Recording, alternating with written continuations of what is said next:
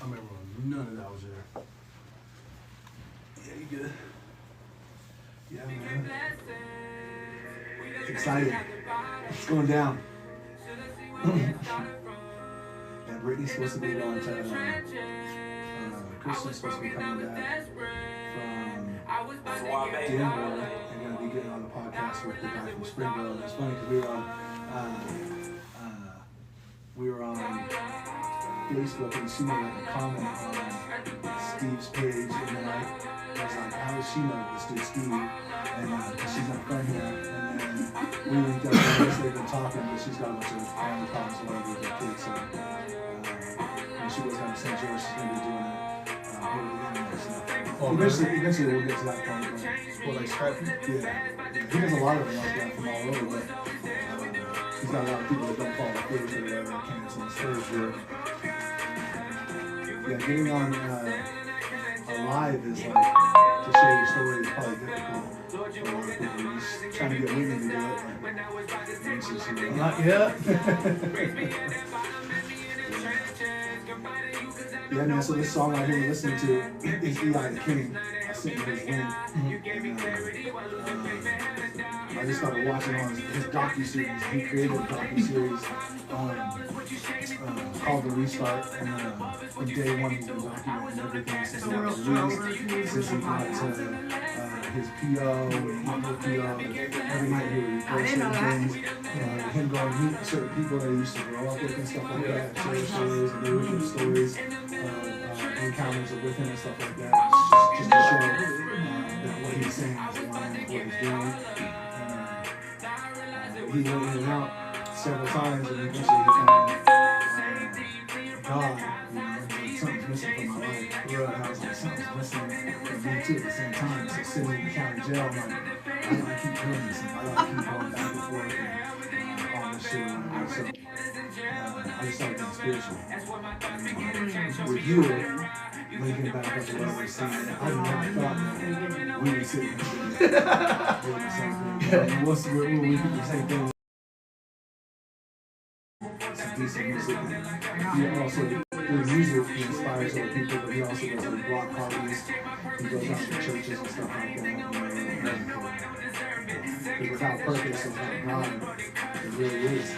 It's hard to find. I'm not too religious, I don't read the Bible, but I watch The Chosen, and The Chosen like made me realize certain things. And so, no, he sent them to me. It's like a lingering belief. You don't know what to believe in, but you believe in something. It really matters because you believe in it.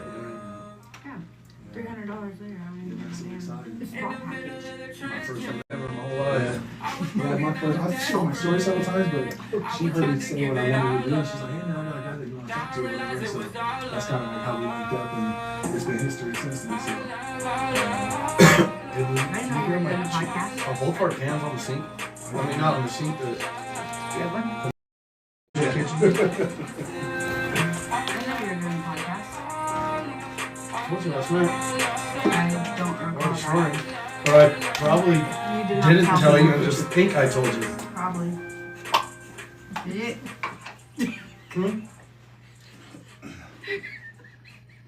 What just happened? Yeah, man. So I want to welcome Devin to the podcast. I've known Devin for how long now? Probably over 15 years. 15 years, something like that. It's been a long time. Long We were in the thick of it. We're here to launch I figured it'd be a perfect way to be able to launch the restart.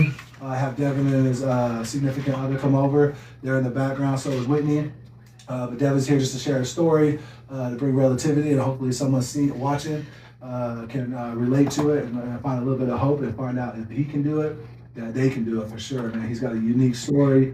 I know firsthand, been there, done that, and to see who he is today is definitely inspiring, and that's why he's got a seat at the table, and hopefully I got a seat at his table. And today we're live and air on TikTok, Facebook, and eventually we'll put everything on YouTube after we get it all set up and stuff like that. So, Devin, you got anything you want to share? Nervous. Nervous? Yeah, man, as usual. Yeah. Yeah. Lead by questions. Yeah, that's good. Lead by questions. That's good. Well, I appreciate you coming here, man. We got a lot of history, so we'll jump into it, man. So if you want to start and tell everybody kind of where you're from, and how you kind of grew up, and siblings and stuff like that. Is that what that sweater's for? Yep. I had to bring some taste into here. Yeah, come on, add man. some flavor. Fins for the win. No, too much dolphin. But I grew up in Washington State. Bounced back from Utah quite a few times. Had my dad's out here, or was out here. I got a brother and a sister and a stepsister from Washington. My stepdad came into my life when I was about 4. Brought his daughter. My mom has me, my brother, and my other sister Kelsey. And where's your brother and sisters at? My stepsister, my stepdad's daughter, is out in Texas with my brother-in-law, and then I've got my brother. He's out in Oregon, and I've got a sister that is struggling with her addiction. So she is unknown location. Yeah. So on my dad's side, I have a stepbrother named Cyrus. He lives out in Cedar City. Been lived out in Cedar City since you know me and Utah. Is that when I was down in St. George and like I noticed you? I think you were in Cedar City. Mm-hmm. Times we were gonna link up and stuff like that. Okay. Yeah. St. George and Cedar City, that area makes you gravitate back towards it some way or another. Yeah. But grew up out there. Did the whole trouble kid thing. Went through all the trouble, detention center. My mom tried everything she could with me. It just didn't work. Yeah. Got shot out to my dad's. That didn't work. Shot got back out to my mom's. That didn't work, and then finally the judge, ended up staying in Utah. You don't mind me asking, does your come from a family that has alcohol or addiction problems, like your parents and stuff like that, or anything? No. From what I know, my mom, my stepdad, even my brother and my siblings, there's no drug use besides like my one sister. Not on my family side that I know of, that I'm aware of. My brother may know stuff, but he's a little bit older than me. Yeah, just like me, man. I ain't got no excuse for acting out. It's just bad. I have an uncle that's doing what he does, but I was never exposed to it. I don't think when I was a kid. I don't really remember. And then one of my other uncles, I know he is different stories, but he's since passed. So yeah. Sorry to hear that. Where'd you go to school at? Never was in school long enough. You know what I mean? I've always bounced. Never even graduated from school. Never been in one long enough to even probably earn enough credits to graduate.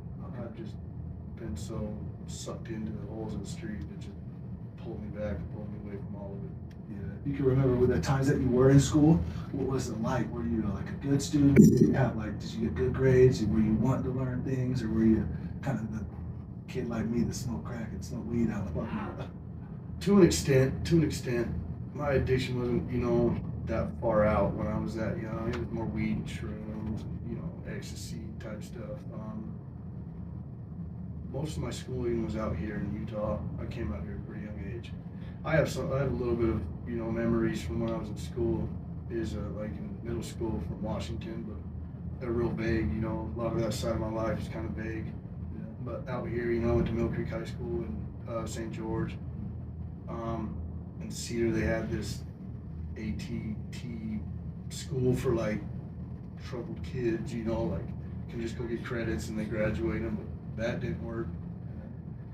And ended up graduating in Central Utah Correctional Facility. Just got down and got my diploma. Just said, I wouldn't get the GED. I wanted a diploma, so I didn't get my diploma. And during those times, did you ever have like a PE coach or somebody like in your ear shooting things to you, trying to tell you that they see something more in you? You just kind of ignored it. What's that look like? Honestly, I didn't. Yeah. Like I said, I never stayed in school long enough. I always just seek the trouble out.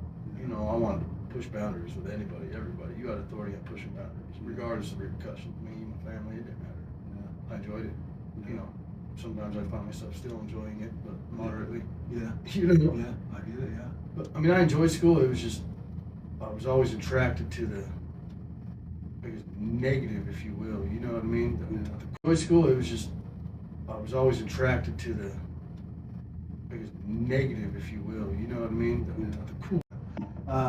So when did you start getting in trouble? What was your first encounter with the law? I know me and this kid took a car. It was his grandma's car and ended up wrecking it in the rain. Long story short, cops arrested me. I went to detention for being in this stolen car. I think I did get in trouble. Like I said, I remember this situation being in the back of the cop car vividly. I just don't remember the outcome of it. I was just young. Nobody remembers that. I remember being in detention and stuff like that. When I was a kid, I wasn't really breaking the law. I'd steal stupid shit, people's cigarettes off their porches at night. What's in your car? If your car's unlocked, I just want to see what's everywhere. You know what I mean? Walk around with a little bag, you know what I mean? The treasure trolls of cars around my neighborhood, you know what I mean? Yeah, been there. Mm-hmm. And take it all back home and hide in this boat we had alongside my house when I was a kid. Yeah. Pull the tarp off. My mom would find me in there. Oh yeah, just run away from home. Yeah. Dang, man. Yeah, I remember those times too. For some reason, in the midst of all that, I didn't know I was trying to fill some void or like what I was missing or For whatever. sure. And now looking back on those times, can you relate to like you were missing something in your life? I don't know if it was so much missing something or just attracted to the opposite, if that makes sense. You know, I didn't come from a bad family, but I did spend a lot of time when my mom was still alive in that age group. Like, I spent a lot of time running away. Yeah. You know, I haven't really got down to why. I still really haven't delved and just figured out why. It was just so long ago. It just seems kind of irrelevant. But that part of my life from 9 to probably 15, 16, I mean 14 actually when I came out here, was running away from home. It was all troubled. You know, there were some positive things that when I was a kid in Washington, but a lot of it was trouble. Yeah, we were always running. I remember we was always running, always ducking, you know. People were outside looking out the blinds, seeing who's out. We're always running. I remember we was always running, always ducking, you know. People were outside looking out the blinds, seeing who's out there. Attention, if you will. Same here. Yeah, me too. I didn't come from a distant family. I came from a great family. Yeah. We weren't living in poverty, or none of my parents were struggling out. Had no company and this and that, but I don't know, something just gravitated me towards the streets. I like how you said attention, because a lot of people, like, for some reason they're like, no, I don't need attention, I don't need this or whatever, but that just shows where you're at today mentally or whatever. Because for me, it took me a long time to realize, like, you know, who I thought I was and the things I was doing and who I was around, right, gave me some type of identity or whatever. But at the end of the day, I was an attention whore, for sure, hands down. And for some reason, it like gave me the feeling of acceptance or whatever you want to call it, right? And so I really like how you said that. Incarceration. Did you ever, when you were as a juvenile, did you ever have people telling you that that they saw something in you? Any type of mentors or anybody stand out to you as you were going in and out of corrections and stuff like that? That's my Washington side of my story. No, not really. I was so young, but my Utah story, yeah. I remember that whole part of my life vividly. I got put into JJS custody out here in Utah. I still talk to the guy that was my caseworker. Before he was my caseworker, when I moved down here with my dad, we lived in this apartment complex that this guy managed, him and his wife and his son, you know. And like I said, he managed that. We met him before I even got into state's custody when I came down to Cedar City. Started stealing, getting in trouble, causing havoc, and got put into JJ's custody. And this guy became my caseworker, and I still talk to him to this day. That's cool. That's cool for him to probably see the journey of what you Oh yeah, oh yeah. He's since retired, but I mean, I talk to him religiously, you know. He's still been a big part of my life. Big part of my life. And so, at one point, I know you used to try meth and harder drugs because we was really doing it. Oh, so, never done drugs in my life. If you want to touch on what that was like when you first got exposed to it, and like kind of your journey until you knew it was a problem. Like maybe touch on some stories and stuff like that or whatever, you know, and don't hold back anything or whatnot. But what it was like. Different. Because my meth scene came to my life when I met you. Really? Yeah. I mean, I'd seen it. I was a local crackhead. You know, I'd seen it. Never really delved into it. Just wasn't for me at that point in time. But like I said, I don't even honestly remember the first time I used. I just know like how it came around. You knew the type of people we were around. Yeah. Everybody was involved in it. Yeah. And I still didn't really use then. My meth addiction started probably in 2014, 15-ish. Got around some pretty intense people, and I have a son, and when he was 2, I just kind of split. I was doing the music thing and hanging around, not bad people, but, you know, people that were living different lifestyles than a father should have. So that's, after that, like I said, 2014, 15, I got my jaw broke. at a club in Salt Lake, and I got addicted to painkillers real bad. Yeah. They were handing them to me. Now, and that was back when you could hospital hop still. Yeah. You know, Did you catch an injury to get into the Oh, store? yeah. Somebody? Okay. I got 2 plates and 19 screws on the left side of my jaw. How'd that happen? I got sucker punched. Yeah. Yeah, I got an altercation with a, if you will, rival. You know, this time I was still out there kind of gangbanging and just doing the thing. And we got an altercation. Security let us go for a minute, and then broke it up. And I was smoking a cigarette, and he came from the side of me and shattered my jaw with the roll Yeah. cord. You know. So I got addicted to pain pills. Went up to the U and, well, I mean, full. You know those airplane bags. Filled one of them full of blood. I mean, it Really? fucked me up bad. Damn. Went to the U, didn't do nothing. 6 days later, went down to Provo Hospital, and they did surgery, whatever, and just handed me a bottle, like 100 plus Percocets. Yeah. Here you go. Let's fix your problems. So here you go. Have fun. Yeah. You know, take them. Here, you can take this many. What do you go? Yeah. Started, you know, getting into pain pills bad, and started selling them, and then got into heroin. You know, it's quicker. Mm-hmm. I ain't gotta wait for it. I mean, heroin, you don't gotta wait for it. You know, Mhm. a pill, you gotta eat a whole handful and wait. So, did away with the pills, got into heroin.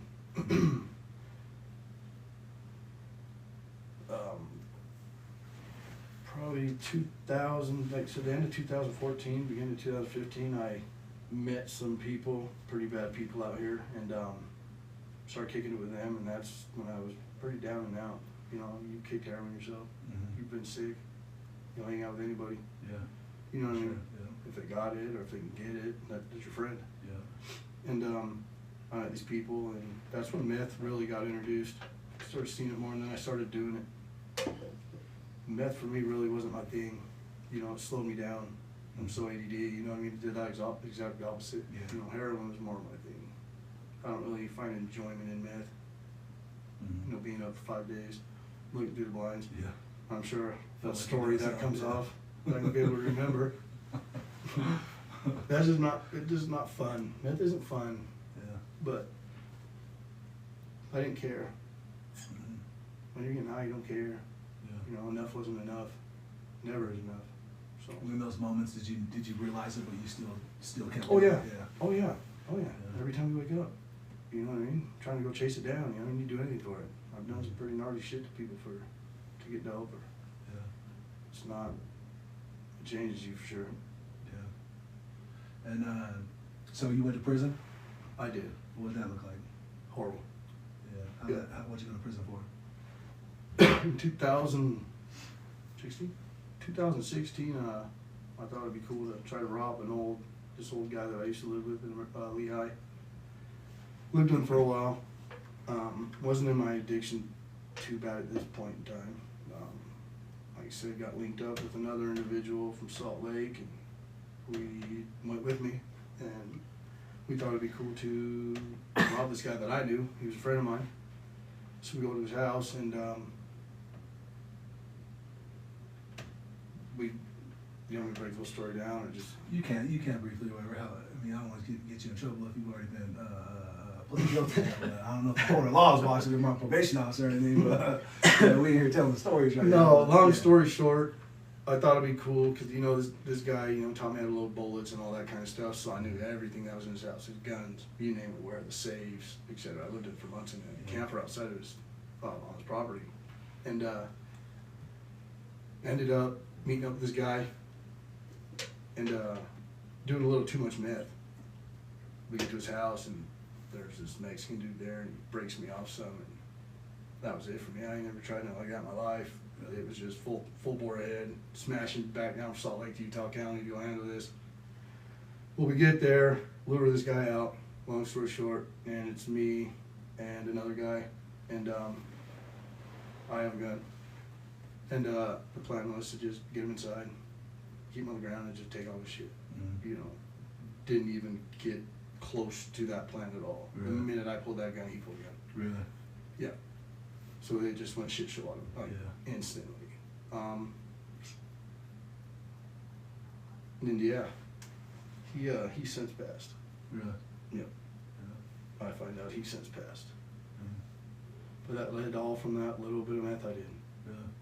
Yep. That's I don't think I crazy. ever would have done it, and it was just to get back down to St. George. Yeah. That's what the whole story was. I need gas money to get down to St. George. Dang.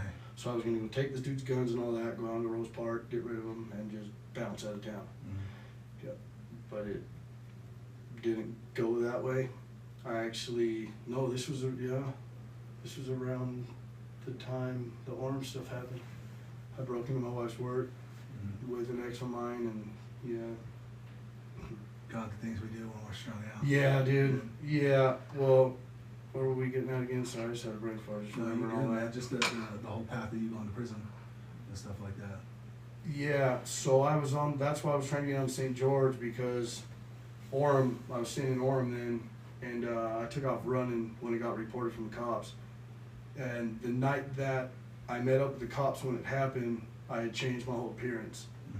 They can't, you know what I mean? You know how it goes. If you got a description, somebody gets a description, and it don't match, they can't do nothing regardless, even if they do know. So I switched my description. They didn't do nothing. Let me go. Well, they just kept fucking with me. Show up at my apartment, banging on the doors. It went to the point where my ex was threatening to get kicked in the stomach and all this whole crazy crap. Yeah. Yeah, so I just kept running, got tired of running, so I'm like, I gotta get out of here. Because they were coming for me. Mhm. Orem wanted me bad. So I was like, I gotta get out of here. It didn't get that far, dude. Like, my case is fucked up. Yeah. I got cracked for, the first charge was attempted criminal homicide, aggravated murder. I didn't know, just for you pointing a gun at somebody and discharging it, that is that charge. They gave me 110 to life. Mm. Tried to get me to take it, and I said no. Later on, they gave me more charges, and it was kind of wrote down all 10 to lives with a 1 to 15 for this residential burglary for my wife's work. And I told them no. Well, I got a deal, and I got put down to 2 5 to lives, aggravated assault, aggravated robbery. I got a 115 for residential burglary, a 0 to 6 for possession of a weapon by a dangerous person. They left the 1 year gun enhancement on it. And they laid me down for 88 months. Really? Yep. Yeah. I didn't see the board for 3 years. Really? Yeah, they laid me down. That's crazy. No injury, no. Yeah, I wonder where you disappeared to. Yeah. Like I said, no injury in my case Yeah. at all, no injury. They found the gun, obviously. Nobody Yeah. got hurt. They got all the property back. And they still broke me off, dude. And so during those 88 months, was that like an eye opener to you? Like, damn, my life isn't where I'm at, and what I want to do is there's still more that's tacked on after you got out. Oh yeah, prison's different. Yeah. It's like the streets hopped up on the road, you know, Yeah. it's different. The code of the street's different than there, you know, I mean, Yeah. you're surviving in there. Yeah. You know, your survival means a whole other thing to me. Yeah. And their survival only means one thing, Yeah. yourself. And so how that 88 months go? What did you do? Did you do anything? Did you get any write-ups? Did you do, what did that look like? Oh, sorry. Oh yeah, I got a few write-ups. Yeah. Like She, drink. you look at her like she like you still get in trouble, huh? Oh yeah, you bad. Oh yeah, I got an alcohol write-up, tampering with security device write-up, broke Yeah. my window with the ring, Mhm. my cell window, with the How'd wedding you get a ring. ring. Oh, they let you keep it. Huh? Yeah, well, okay. I got married to her in Gunnison, Okay. but I was in Max, and yeah, broke my window with my ring. That's how it happened. Man. Slip, fell, you know. But Slip and fell. yeah, and yeah, you still get charged guilty on the write-up too. oh, for sure, for sure.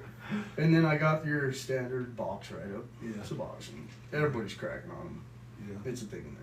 They don't care. Yeah. But and then I got a alcohol write-up in Alton County Jail. Mhm. After I did a drug program, the board basically told me pound it. And see you later. So I was pretty discouraged. Yeah. Out on IPP. Like, so I got my diploma, what, 2 months into prison. Really? I had my diploma done. Yeah, that's decent. August. Nope, 3 months. So you was doing something. In 3 months, You yep, I was in started Elm. wanting something more. Yeah, I was in Elm in Gunnison, and I don't know how many packets I did, dude. Yeah. I think they were getting tired of bringing them to Yeah, me. I've been locked down now. Mm-hmm. I was in Elm 1. I mean, I don't know how many packets I did, bro. Really? Yeah. Then I got into like science and shit, and I started doing it for everybody else for coffee and all that. It was fun. Yeah. I like education. But once I got my diploma, I was pretty much done. Really? At that point in time, in 2016, there was really nothing offered. MRT wasn't even in there yet. Yeah. Mm-mm. When you're in Max, you can't do nothing. Yeah. You've been in Max. Yeah. You can't do nothing, so there was really nothing for us. Yeah. Mm-mm. And so looking at the time that you spent incarcerated, just for the people who are watching and stuff like that, You know, time is real easy. It's easy to do. You know, but you know it's a safety thing every day to make sure you're on guard for one. But at the same time, you know, in the midst of it, we want it to be easy because we're the ones sitting in the cell. Right. But now that you've gone through that transition and you've seen kind of what they have to offer or whatever, and maybe they've added some things, maybe they haven't, but like, what would you tell people watching like that you wish they would have for those? Because there's a lot of guys that I've met in prison that are super talented, you know, wrong case, wrong time, right? For sure, like for your sure. situation or whatever. And for those that like want to get help, but don't really have it, what's that look like to them if you were to go in there and be like, dang, what are we doing? How's our system a little broke? What should they be implementing? What do you think that they should be implementing inside corrections to help those that want to get help? We both know how the drugs get in that place, so I mean, I don't think they can bring anything to that place to clean it up at this point in time. That prison's a shithole. Yeah. Always has been. You know, you've been an old Draper, haven't you? Mm-hmm. You know what I mean? Like, it doesn't matter what they bring to that prison. A lot of these guys that want to get clean are gonna have a hard time. Yeah. I don't say, Yeah. you know, it sucks. Yeah. Yeah, they bring MRT and do all this substance abuse stuff and it works, yeah, if you work it. Mm-hmm. But once you add the dynamics of prison into a program in prison, it's not, hard, huh? it's hard. It's hard to take that right back out to the street or whatever, so. Yeah. Because everything you do, arguments or whatever with another inmate, it always just goes back to how the streets is. Yeah. So it's easy just to derail. The opportunity to actually get the help, I don't feel like you can really, I mean, you don't get that chance inside. Yeah. Something always seems to happen. Yeah. Like, I've seen dudes, I mean, get in a bad situation walking down to the yard, you know what I mean, just for medical, getting bumped into somebody, now they're getting kicked out of the program because an altercation happened. Yeah. Small stuff You like kinda that. gotta, you know, situation you kind of got to raise up, or Right. else you're gonna get Right. raised out real quick. Right. So, yeah, I get how it's a lose-lose situation kind of. It is. Kind of just gonna hope for the best, and that does suck. That really does suck. I wish it was a little bit more different. I wish there was a place, you know, that people were to be able to actually wanted help, whether they be dropouts or whether they snitched or whatever the case may be. Everybody's got a jacket when they go in there.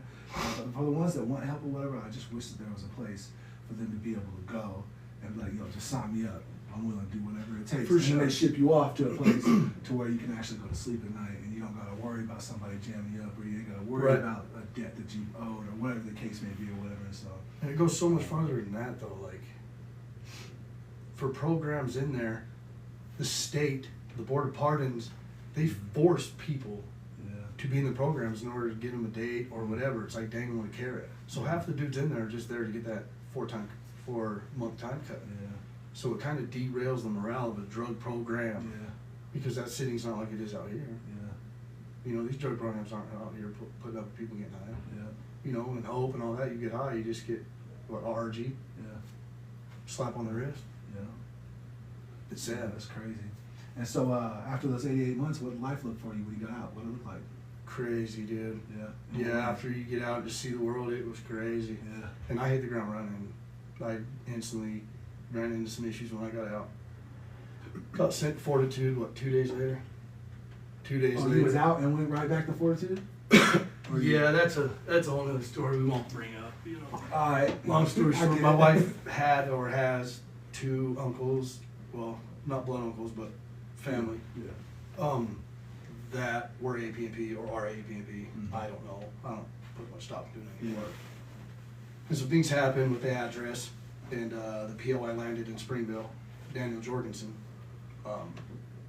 Didn't really care for me. Maybe these guys were all friends. I don't know. I don't really care anymore. I'm out. Mhm. But yeah, I was out about 48 hours, and he comes. I get an extended stay hotel because my address fell through. Not my fault.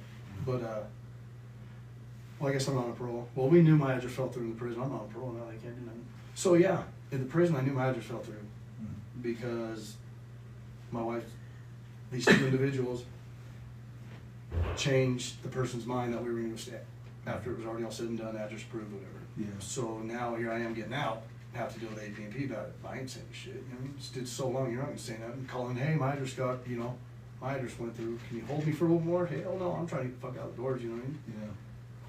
So we get out and we get an extended stay hotel in American Fork, and I text my PO, hey, my address fell through, and blah blah blah blah blah. He's all right, I'll come see it. Did he come that night? I think it was that night, wasn't it? Or the next night?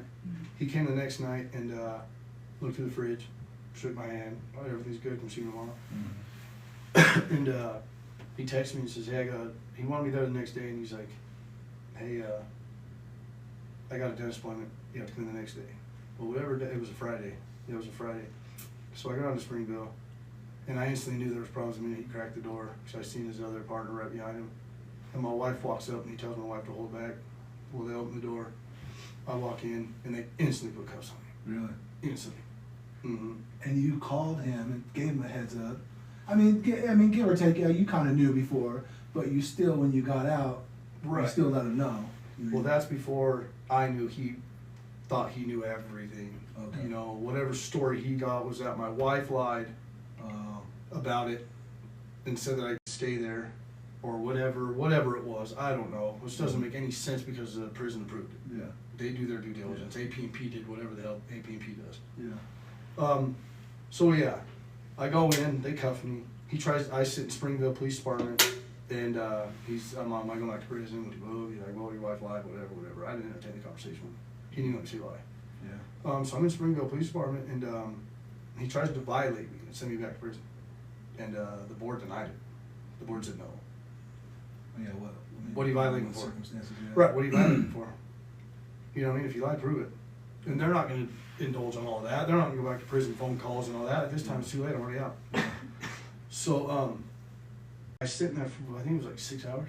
It's like about 6 hours I'm sitting in this fucking holding cell, dude. I have my phone, FaceTiming her, my brother and everybody. I just barely got out, dude, 48 hours later. And he finally pulled whatever strings he could pull and sent me to Fortitude to stabilize. Yeah. So I did the whole Fortitude thing, stay clean, didn't get on another map. Really? Oh yeah. Yeah, wasn't able to do it. I was gone a week later. Dude, Fortitude's different. Yeah. It's different. It's scary. It's sketchy, scary. Oh, yeah.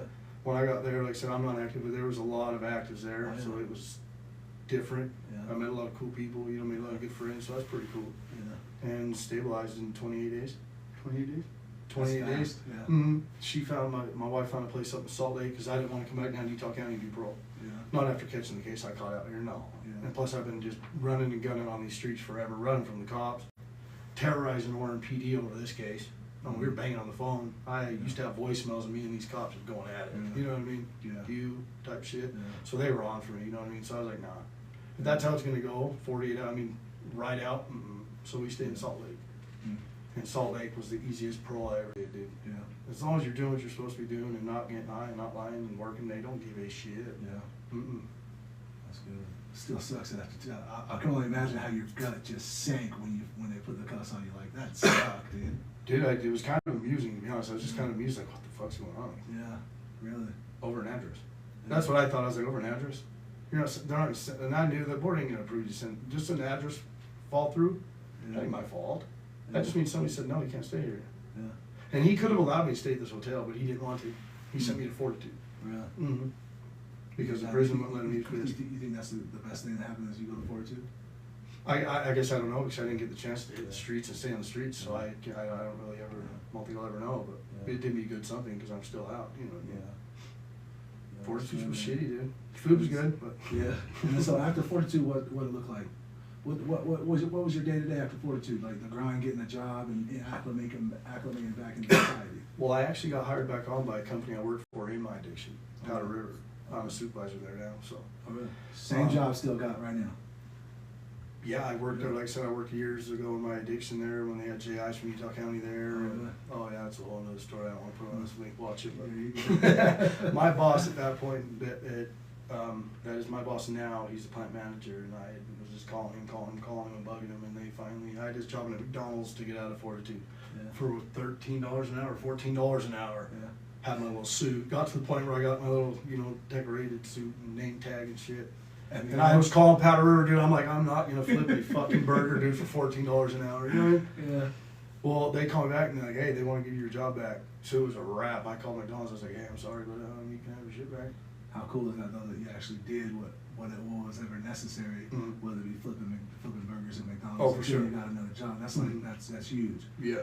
Instead of just sitting around like most dudes do.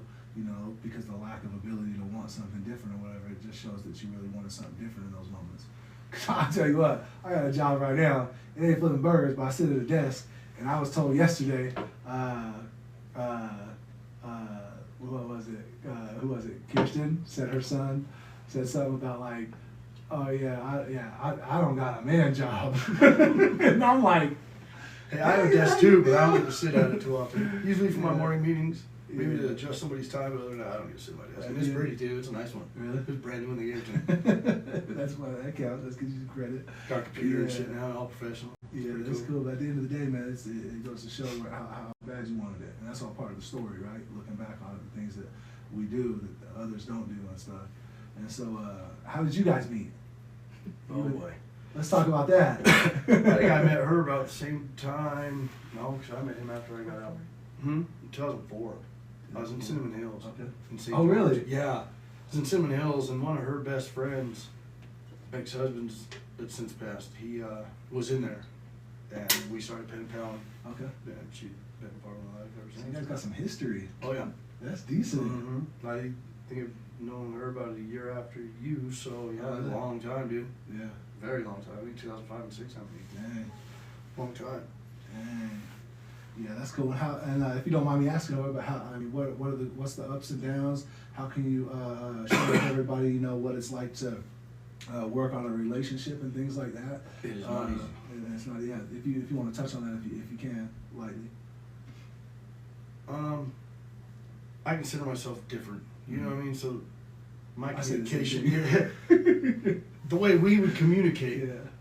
maybe isn't the way that our spouses would want communication to be or feel that need communication to be. And it's just been something that I just have no wiggle room in because it comes back to like belief. Like you said earlier, like a need or want to stay out. Yeah. It wasn't necessarily a want. Yeah. It became a need. And it was just from getting tired. Yeah.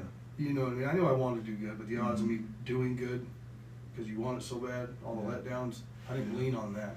Yeah. I was just exhausted. I lost my mom a month before I got out of prison. Really? Lost my Sorry to hear stepdad that. that same year on Super Bowl night. Really? Yeah. So I lost my stepdad Super Bowl night at 2024? 2023. Yeah. And then, I lost my mom a month before I got out. Dang. Yeah, I couldn't dude, imagine so- that. And they gave me a week date, gave me hardship. I was doing so good in the prison that even all the guards, even the STG, I did the STG program, I dropped out. I did the whole 2-year STG program, went modified, got my little certificate thing, sent to the board. Yeah. Even the STG wrote me a letter and was like, hey, this dude's doing good, did our program, what do you move? And they gave me a week date. I wasn't supposed to get out till 2024 in March, Dang. or February or March. It's crazy. My mom passed and they shot me a day a week later Mm. for hardship. So. Yeah. Good thing for doing what you're doing. Yeah. But again, for doing good. Like I said, it wasn't more of a I need to, it was more of I want. Yeah. You get tired, man. Yeah. And that's the first time I've actually lost family in my life that was that close. Yeah. So I think it was more of like that shake, hey, what you're doing is not working. Yeah. There's more to life than just, you. So it was like shake alive, you know what I mean? Yeah. Try something different. Yeah. That's crazy, man.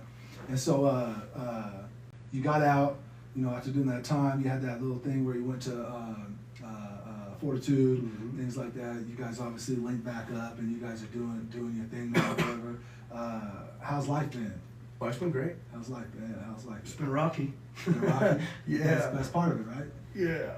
Something's always seemed to happen. Like I said, she gets this place and it's cool, it fits us, but then we just got shitty neighbors, dude, tweaker neighbors. Yeah. Party all hours of the night, nobody. Yeah. Then it came down to me getting off parole and then financial driving. We ended up moving down here closer to Utah County. And it's gonna get better. This new year's gonna get a lot better. This year's been a rough one. Yes, to the post. Can't wait till 2026. Me neither. Yeah, me neither. It's because we've always been. It's just been to get ahead. You know what I mean? Me getting out after 88 months, it's only been her. So Mm-hmm. catch up on stuff and get situated and molded into where you could enjoy it life. Mm-hmm.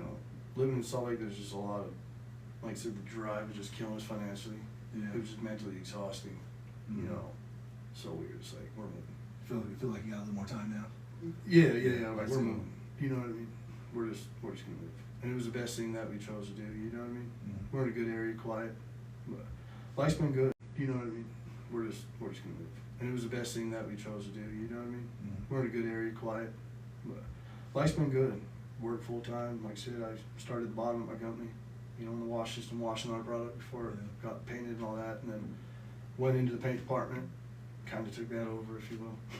Yeah, I remember I've been following you and I've been like seeing you post things like that or whatever with your, you know, spray paint or whatever it was with big railing and stuff like that. I So wish I've it was seen- spray paint, buddy. I've seen, yeah, whatever it is. I've seen like your journey of like from the bottom and how excited you were to like work your way up and stuff like that. And so how does that feel for you personally?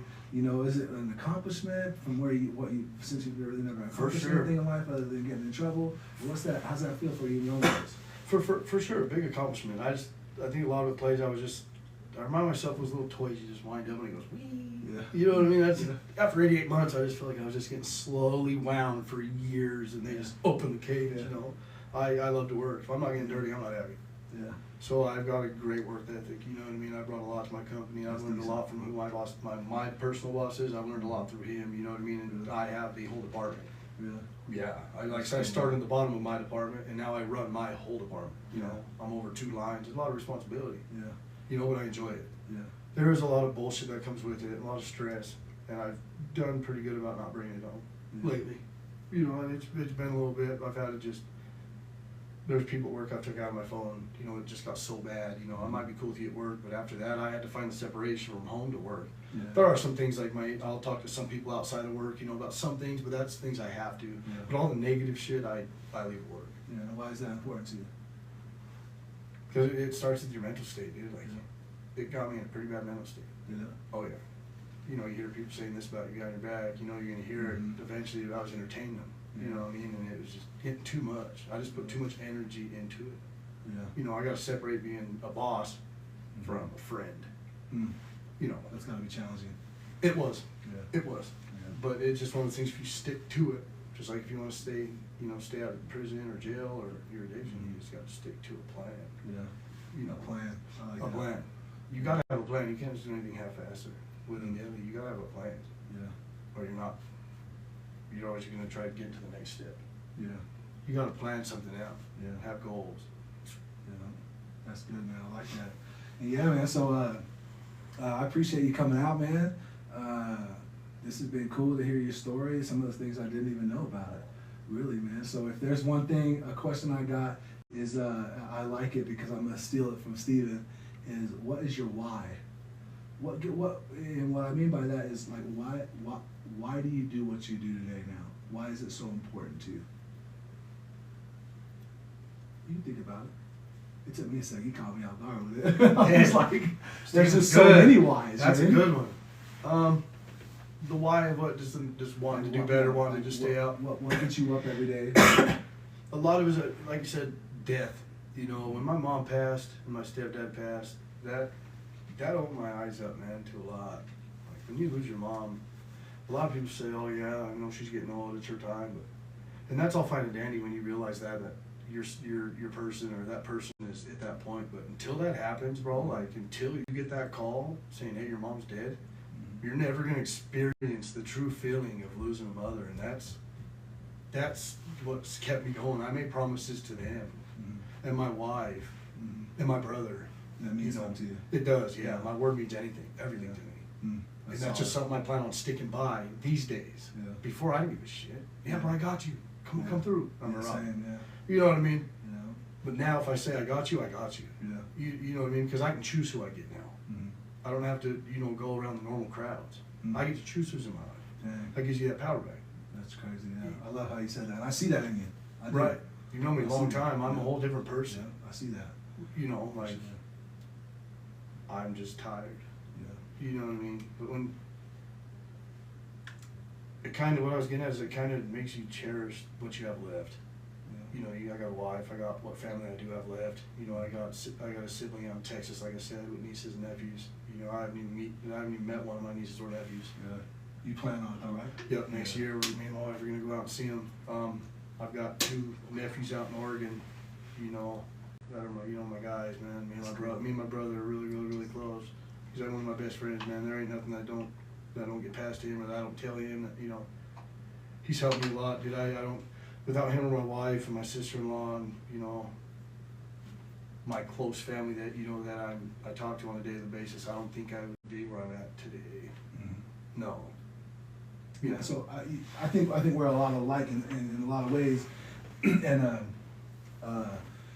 you want to touch on, I think you know, community connection, whatever it is for each person, I feel like it's important to have people that you go to and you express things to or whatever, you know, Mm-hmm. instead of isolating or whatever. And so what's that looking like in your life? Do you have, like you said, you mentioned you have people that you talk to that nothing gets past you or him or whatever. And so what's that looking like in your life? Do you have, like you said, you mentioned you have people that you talk to that nothing gets past you or him or whatever. Can you tell the people that are watching and watching or whatever, is that important to incorporate in your life and not to isolate? I guess if you find that person that you could speak freely to, you know, there's some things that I, you know, talk to my brother about and can talk to my brother about that I just keep in, that I don't talk to my wife about. Yeah. You know, that takes it, that's my street mind, you know what I mean? Mm-hmm. That's just that's like a buffer, a protector, you know what I mean? Like, Mm-hmm. my we got broad shoulders, we're men. Yeah. You know, so me talking to a man helps more than me bringing it down to my wife, because then I gotta explain more. Mm-hmm. You know what I mean? Yeah. When you find that person that, you know, has known you so long, or that's willing to do the same thing, reciprocate, that can relate in more ways than somebody else, you know what I mean? I think that's good, because it gives you an outlet. Yeah. I mean, a lot of stuff I tell my brother, I tell my wife. But there are some things, you know, that I may talk to with my brother that I don't share with my wife, and it's not out of disrespect, it's just for the fact, it's like, that's how I stay comfortable. Mm-hmm. You know what I mean? Yeah. I'm sure there's things that your wife don't know about you that you keep inside just for that protection and comfort, knowing, hey, that's my business. Like, I feel what you said about you try to over-explain it and try to get them to understand it, because I do the same thing. I do the same thing today. Yeah. And then we get frustrated. Yeah. You know what I mean? Because they're not understanding it or this and that. So it's just easier just to leave some stuff out. And it's not leaving the line. It's like I'm out here doing dumb shit. Yeah. Some stuff that goes on mentally, Yeah. I may not want to talk to my wife about. You know what I mean? I want to talk to somebody else that's kind of more aggressive minded. Yeah. Does that make sense? Yeah. I may not want to talk to my wife about. You know what I mean? I want to talk to somebody else that's kind of more aggressive minded. Yeah. Does that make sense? Yeah. Because like, it's my way of being. He went military, I went gangs and drugs, and I'm finally doing it. He's married, you know, has 2 kids. Mm-hmm. But you know, once you find that one person that you can talk to, I think that'd be the best thing for you or anybody to take the time to cherish. You know what I mean? Mm-hmm. Because it'll help in the long run mentally. Mm-hmm. It's probably uncomfortable at times too, doing that. Yeah. Yeah. I mean, I'm sure there's shit my brother's like, why the fuck did he just tell me that? You know? It is what it is. You're my brother, dude. You can hear it regardless. Yeah. You know what I mean? Sometimes I'll call and just trap him on the phone, bro. And then you Yeah. finally get the, oh, okay, well, you know, but it's vice versa, dude. Like, he'll call me worked up sometimes, and I'm like, all right, bro. Yeah. You know, it is what it is. Yeah. We're brothers. You know what I mean? Yeah. It's just to the point where, like, God, he is not going to show up. 'Cause I talk a lot. Yeah. My brother can talk a lot. But I'm worse, and I get it from my mom because my mom talked a lot. Yeah. Like, you can overtalk somebody. Yeah. But my wife's met my mom. There's no over talking my mom. Really? Oh yeah, she'll see you talking, she'll just keep talking. Like, that's where I get it from. I enjoy talking. Like, this is cool. It's a little nerve wracking, but Yeah. like, I enjoy It's been talking. good. I enjoy it. Yeah, man. So I appreciate it. You also into music, right? I am. I want to touch on that or whatever. I've been seeing your development from when we was kids to what you are now. I know you got your thing going on. I know you're trying to get your foot in the door and stuff like that. And so how has music played an important role as an outlet for you? Because music for me, it's like a story. Mm-hmm. See, when I do a song, I could, you know, take a title of a song. Like, I have a single that I'm working on called "Killed My Number," and the song's about, you know, the first part being trapped in prison, and the second part's about how I overcame it. Music to me is like a story. Yeah. And you know, I love music. I personally step back from music the rest of this year. Mm-hmm. A lot of things got fast real fast. Mm-hmm. And I got love for the whole team that I was with. You know what I mean, for sure. But I felt I was just focusing more on that. Yeah. You know what I mean, than my marriage. You know what I mean. My wife's days off, or one of them I was smashing over to the studio, and that was only 10-minute drive then, so it's not bad. Now it's a 25-30-minute drive. Yeah. So I made the decision to, kind of kick back and focus on the home life and stuff. We just moved, and it may or may not have sat well with the team I was with, and that's fine. But it came down to the choice that I had to make. Yeah. You know what I mean? For myself, I was in a bad spot. Still, I mean, not necessarily am, but I got a lot going on up here. You know what I mean? That I don't think anybody could ever really understand. You know, because it's my shit. Yeah. You know, so I've stepped away from music this year. More of the pushing music. You know what I mean? I still want to delve, but I want to kind of do it a long time. Yeah. So. And I that's, got another you, solo. have, and you have the right to do that. For sure. Right. I got another. Well, we have a mutual friend. Yeah. That I've been talking to that I've also known probably about just as long as I've known you. You know what I mean? I've been in talks with Solo and stuff like that. So Shout out Solo, baby, Shout if you're out. watching. Cannibal Family, Yeah. Frozen Solid. I want to continue, but I want to learn. So I'm at the point in my craft where I want to learn more now. You know, I mean, I'm good with words, Yeah. but from this person, I think I can learn a lot. Yeah. You know Joel just as much as I do. He's nice. He's alright. You know what I mean? He's decent. He talks best if you ask him. But, there's more I want to learn, and I think there's just more avenues that can open up to where I can learn more. Not saying I wasn't learning enough, Yeah. but from what I feel like I need as an artist, Mm-hmm. I think I need to branch out and go learn the stuff that I feel like I need to learn. Yeah. That could be anywhere from ad-libs or how to write or whatever. So, you know, I have plans on doing that hopefully this year, you know, beginning of next year. But yeah, I just had to step away from music for a little while, dude. It just, some stuff happened. I don't need to wash it out here, but Yeah, you good. I got in my head pretty bad, you know what I mean? Yeah. You know, and it was just best that I just try to cleanly cut it versus, you know, just start showing up and this and that. Just like, hey, I'm done, you know what I mean? Because at that point, once you state that to somebody, if you're in a situation like that, or you or anybody's in a situation like that, the minute you come as man, you're like, hey, I gotta push back. If these people get mad, you know what I mean, because you want to do something to better yourself, that opens your eyes. Yeah. Why are they getting mad when you're trying to better yourself? Answer you, ask that question. Preach it. Yeah. Makes you think, right? Yeah. Why are you getting mad? Because I want to make a you know, a life decision for myself. Yeah. So when people get mad about that, it just kind of opens my eyes to be like, makes you rethink shit. Yeah. You know, Yeah. I consider myself very militant minded, so I think of everything through. You know, I try to remember every conversation. It becomes natural. It Yeah. does. I know. You know, and being in the joints, it did a lot of that to me too. You have to. But out here, it's helped, dude. I mean, Yeah. but it sucks. It's also a curse. Dang. 'Cause I can remember That's the conversations craziest thing. I had that- the same conversation yesterday. Like it's like the evil, the good of both evils. Like little snippets of Yeah. lives and just conversations that, I mean, I tell her stuff, she's like, how do you remember that, but not this? Yeah. Like, I remember so much of, like, different stuff, and she don't realize, something had to have happened for me to remember that, or, I don't know, I log weird shit. Yeah. Yeah. I'm sure you do get it. too. Yeah, I get it. Yeah. Yeah. Some days you look back and you're like, why would I remember some shit like that, and why did I just think about it? Yeah. You know what I mean? Yeah. So, Yeah. when I feel like I have to open up my eyes and rethink shit, that makes me uncomfortable. Yeah. Because my foundation should be solid in the people around me. Yeah. When I gotta start questioning what I'm doing, or feel like I'm doing something wrong, or questioning what's around me, I gotta step back, and that's for myself. But I have a wife now too, That's solid. you know, and if it doesn't align with my goals, or the support's not there, Yeah. then I mean, Move take different. care, you know what I mean? I gotta move around. Yeah. I have no problem doing that, you know, it might suck because friendships might get, you know, tethered or whatever, but at the end of the day, that decision you made is for your family and you, Mhm. for the future. Yeah. Maybe some people aren't meant to be. Yeah. Dang, that's solid, man.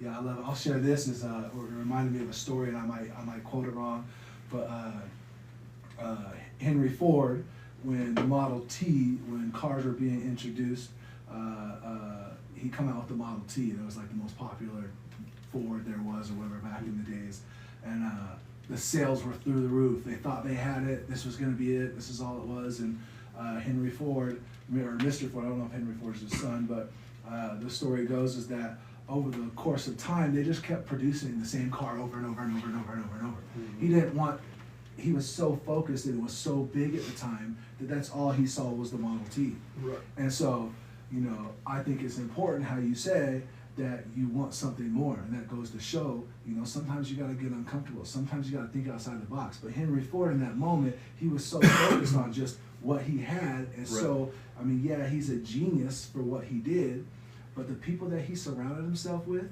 saw that there was something more, right? and they would come into his office and they'd have the layouts and printouts of whatever, of a new vehicle or whatever. Let's add this, or let's take away this, or whatever the case may be. And they knew it, and over the course of time, it was like millions of dollars a day that they were starting to lose. And they would come in their office and say, hey, Mr. Ford, we're losing money right now, and we got other competition that are coming out with certain things, right? If we want to save this company, we need to change something. Right. We need to think outside the box. We need to go with the times. We need to be able to evolve with everybody and humans or whatnot, and how in their interests. And so there was arguments had. I don't know exactly how the story went, but his son came in and with a different model, and they're like, "This is it. We know it." He tore it up, trashed his room and stuff like that or whatever. I don't know how it happened, but eventually when his son took over, it became like the number one car being sold. Yeah, and look at what Ford is story. now. Mm-hmm. Like, all because, and imagine if they would have stayed stuck in that mindset and didn't have those people around you or whatever. But how is that like our life? I was just like Henry Ford, and I'm sure you were at one point in time, where we're like, we don't want to hear nothing what anybody's saying. I'm so focused on me. This is what I'm going to do. And then look what happened. He started losing millions of dollars. I started losing years in prison just as yourself, and started losing relationships and burning bridges or whatever. So I think that story is powerful in itself, because the moment he was stepped down and let somebody else come in, and was, whether he was humble or not, that's on his own thing. But the moment that we start letting other people and taking feedback and being humble and listening to what other people say, at what life could be like. You're a living testament today, man. I appreciate you coming out here, man, sharing your story. I see it, I feel it. I love the relationship. I love what I'm seeing, you know, the journey. If you don't follow him on social media. He can give you a shout out on it. We appreciate everybody watching, man, and hopefully somebody watching can feel it, relate to it, like it, share it, and we'll continue this, man. I appreciate you coming. Or just 2 old cars. Yeah, 2 old cars. I think that's what you were trying to do. Yeah, yeah, we got it. I just So you're a Buick. What would that make Nah, you? man, I'm a Ford Pinto for sure with rims. I'll be a Buick then. You can have a Pinto. Thank you. Yeah, all right, big dog. I appreciate it. Yeah. Much love.